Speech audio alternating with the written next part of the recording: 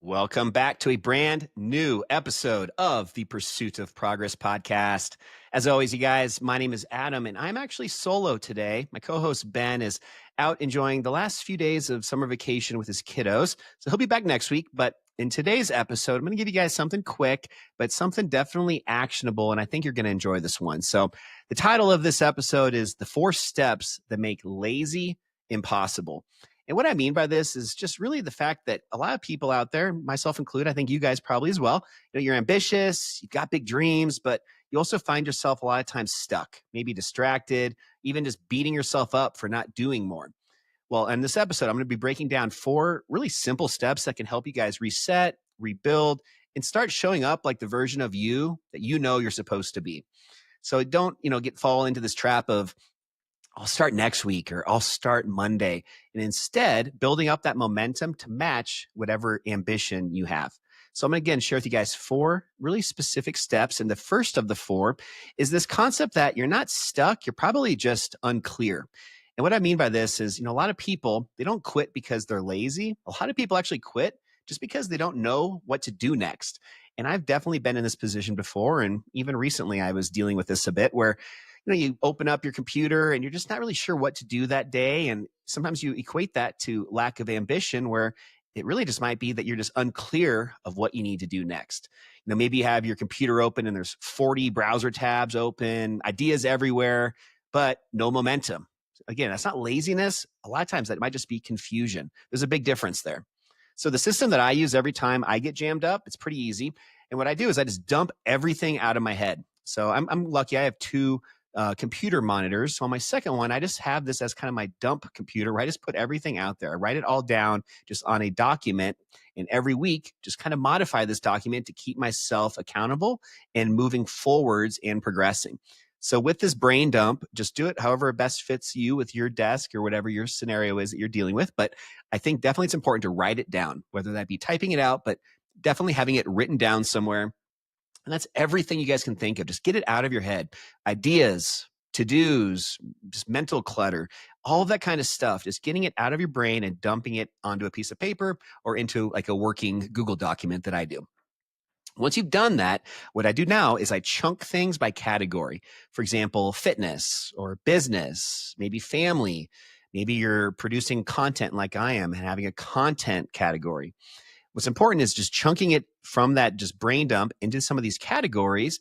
And then within each category at this point, this is the best part, you get to sequence it all based off of priority. What's going to move the needle? What are $10 an hour type ideas? And maybe what are $100 or $1,000 an hour ideas?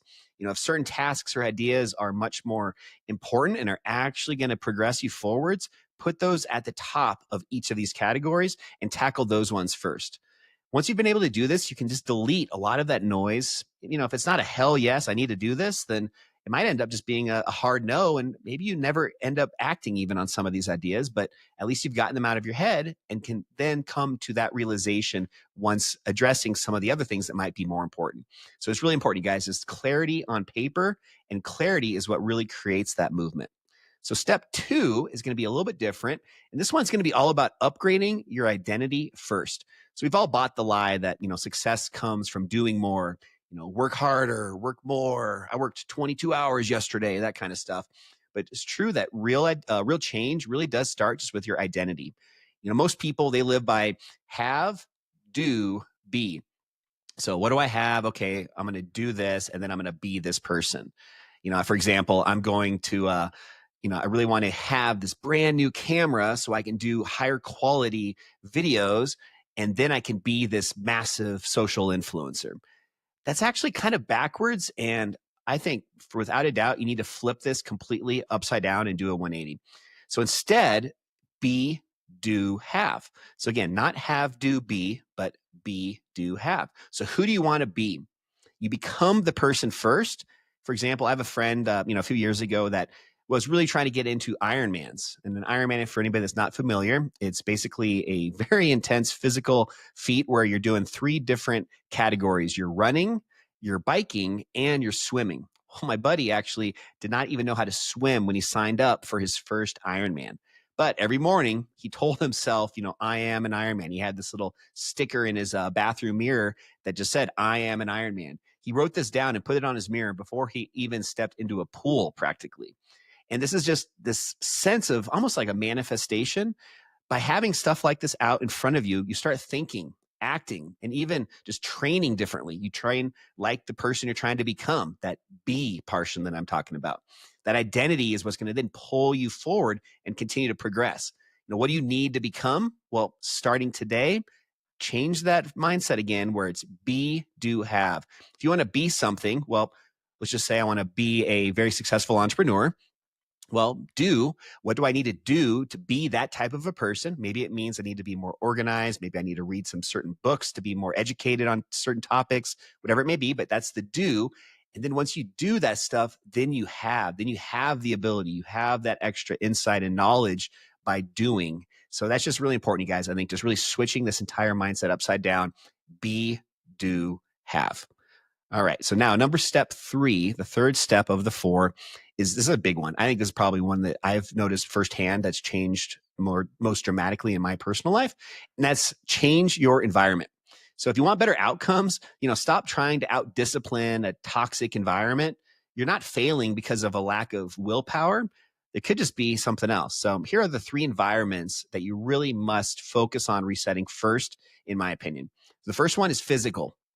What's in your space? Are you working at home? Do you have a lot of just, noise and just stuff going on? Maybe you have your kids still home from summer vacation and it's kind of hectic at home. It's loud. There's a lot of distractions. Maybe even if it's with a fitness type goal, you have a lot of junk food in the house, chaos. Swap some of that temptation for tools. So physical environment is really important. Just making sure that your environment is set up for you to have the highest level of success. Another one that I'll share with you guys personally that I've really gotten value from is putting on headphones, even if you're at your home by yourself and it's a quiet environment to begin with, still putting on headphones, and you can either just have it be silent or you can even look up different types of binaural beats. And it's a very specific beat per minute of just instrumental music. And it's great for, I think, concentration, motivation even, and just kind of getting into that flow state. So that's a really important one for me, is just having everything in my office and just my environment in general set up to have the highest chance of success for me on that given day. So after we've got the physical environment set up, next we want to work on our social environment. Who are you around? What energy vampires or maybe growth-minded people exist in your inner circle? If you have some of those vampires, maybe it's time to do a little bit of an audit on your social circle and try and find ways to still have those people in your life, but maybe not on a daily basis or not around you when you're really focused on trying to find growth in your life. So maybe try and look into what other people are more similar to you when it comes to your goals and your mindset. Try and interact with those people a bit more often. There's a really, really great principle known as the Pareto principle, which is the 80-20 rule.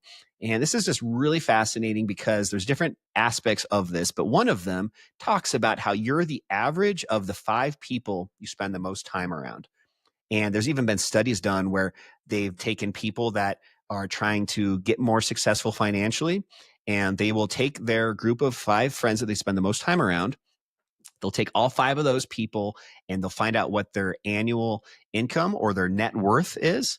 And the average of those 5 other people, it's crazy. That percentage or that dollar amount, that whatever you guys are measuring, but it ends up being almost exactly what the subject is at that point in their life. So if I have a $100,000 a year salary and I really want to get to $1 million a year, well, if I'm sticking around and the people I'm surrounding myself with are, maybe under 100,000, then that's a lot harder to get to that next level.